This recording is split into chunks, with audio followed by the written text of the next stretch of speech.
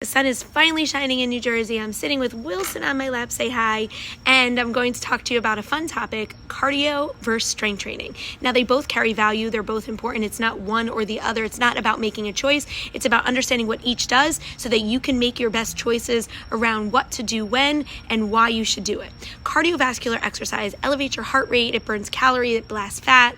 It gives you that endorphin rush. I know you've heard that bit from me before, but did you know that cardiovascular exercise does burn the most calories in one setting? Now, I will speak to about long-term calorie burn, but we also do cardiovascular exercise to improve your heart health, to reduce your risk of heart disease, to lower your cholesterol, to reduce stress levels. The amount of benefit from cardiovascular exercise is extensive. Now, cardio can be aerobic or anaerobic. It could be consistent. It could be in blocks. You could do high intensity interval training with little bits, or Tabata interval training, which you've all seen in a number of my workouts, or you could do that kind of long extended exercise like running, biking, swimming, which is no impact on the joints, and beyond.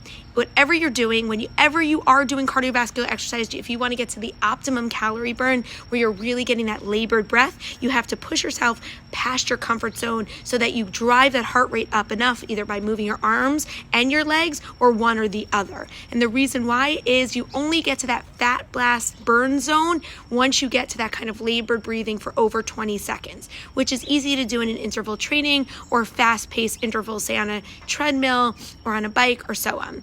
I can create customized plans for you if you want to meet with me privately, but the benefit of cardiovascular exercise is everything I just shared. And the question is always, well, which one do I get the most bang for my buck? Which one do I burn the most calories in? Well, in one sitting, it's cardio. But in strength training, weight bearing, that kind of exercise where you're actually building muscle. If you have more muscle than fat, you burn calories just by sitting around. What does that mean? As you build more muscle mass, and men have more muscle mass than women, I know it's frustrating, but it is what it is. But if you build more muscle mass than just sitting around, you burn calories over longer extended periods of time. So we could probably state the case for both being valuable. But why is it also important to have strength in your muscles, to build your muscle mass? It's not only for that calorie burn. That's not what it's all about. It's also, as you have more muscles, it absorbs the shock of your movements.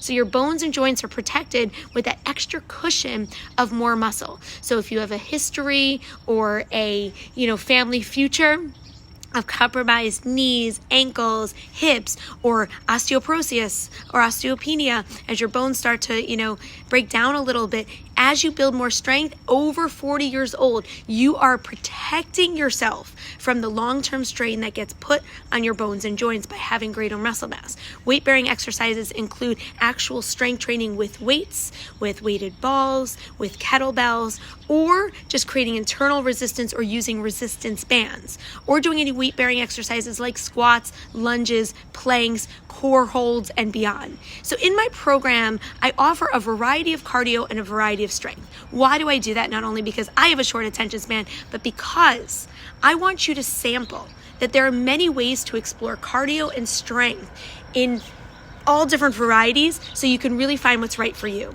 Sometimes finding what's right for you is alternating days so that you really don't risk getting bored. Cardio Monday, strength Tuesday, cardio Wednesday, strength Thursday, or 3 rounds of strength followed by a cardio. The question is also always, what do I do first? If you want to burn more calories, do strength before cardio. If you want to get more out of the experience with energy levels increasing, do cardio before strength. There is something for every goal that you have. And there's a strange thing in my mind that why do we always think it's all or nothing? Or that there's one size fits all?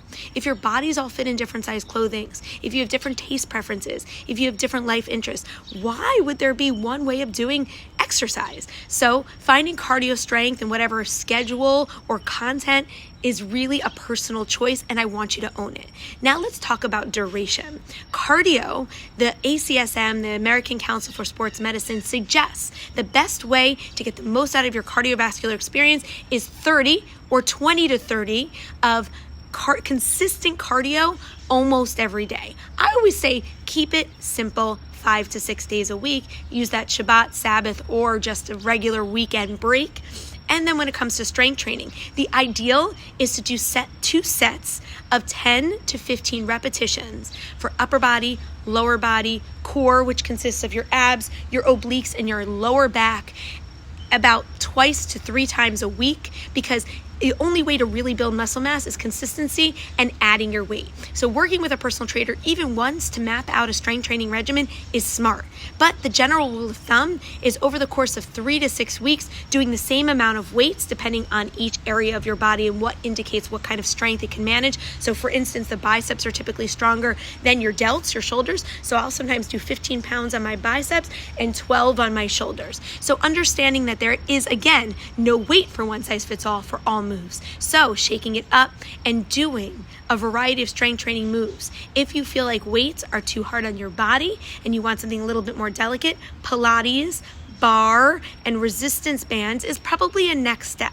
There are a lot of tools on the market.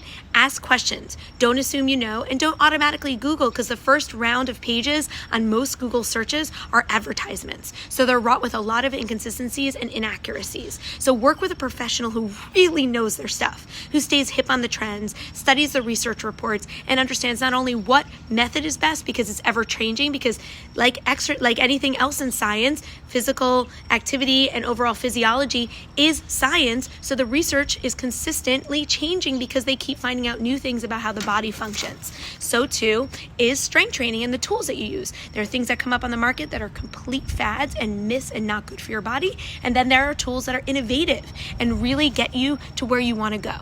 Listening to your body is everything, but cardio and strength both matter. Please don't choose one and not the other. And keep in mind that if your body has injury, don't give up and just say, I sprained my ankle, I'm done for fitness forever. Say, okay, that means I have to do chair fitness or focus on my upper body and my core.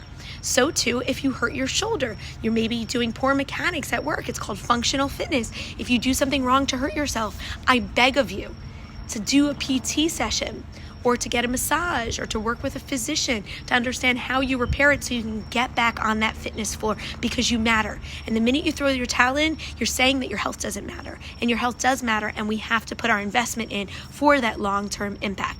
I hope this cardio and strength training process of conversation and understanding that it is not one or the other, and that it's both, and they each carry value, I hope it inspired you to recognize that it does carry value. Thanks for listening.